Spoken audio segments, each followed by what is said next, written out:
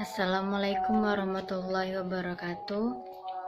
Nama saya Mita Yowanda Putri dari kelas 3 IIP NIM 105190414. Di sini saya akan menjawab beberapa pertanyaan yang telah Bapak berikan, yaitu yang pertama ada definisi hukum dan ilmu hukum beserta kegunaan ilmu hukum dan contoh dari hukum tertulis maupun hukum tidak tertulis.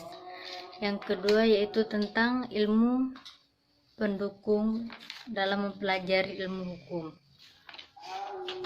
Hukum adalah peraturan atau adat yang secara resmi dianggap mengikat yang dikukuhkan oleh penguasa atau pemerintahan. Dalam Kamus Besar Bahasa Indonesia adalah undang-undang, peraturan, dan sebagainya untuk mengatur pergaulan hidup masyarakat. Untuk ilmu hukum, menurut Satjipto Raharjo, ilmu hukum adalah ilmu pengetahuan yang berusaha menelaah hukum. Ilmu hukum mencakup dan membicarakan segala hal yang berhubungan dengan hukum.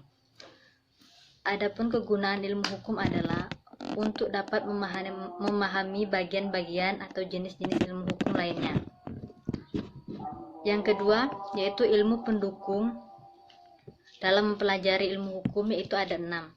Yang pertama ada antropologi hukum, yaitu ilmu yang mempelajari bagaimana hukum sebagai bagian dari kebudayaan.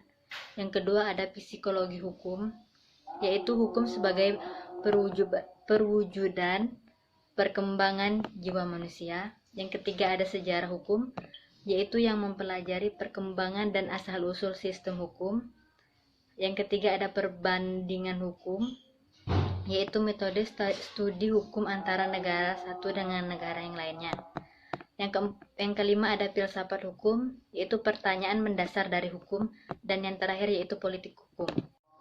Kemudian untuk contoh hukum tertulis dan hukum tak tertulis.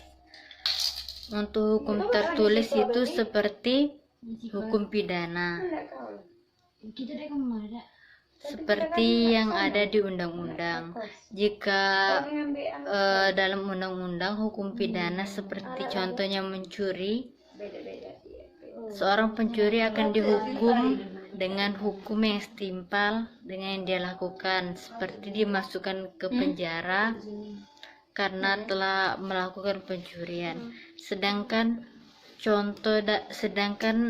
dari hukum adat, contohnya seperti sang pencuri, hukuman yang akan diberikan menurut hukum adat seperti tangannya dipotongkan. Beda dengan sistem hukum yang tertulis. Mungkin cukup sekian jawaban dari saya untuk pertanyaan 1 dan 2. Lebih dan kurangnya mohon maaf. Saya akhiri. Wassalamualaikum warahmatullahi wabarakatuh.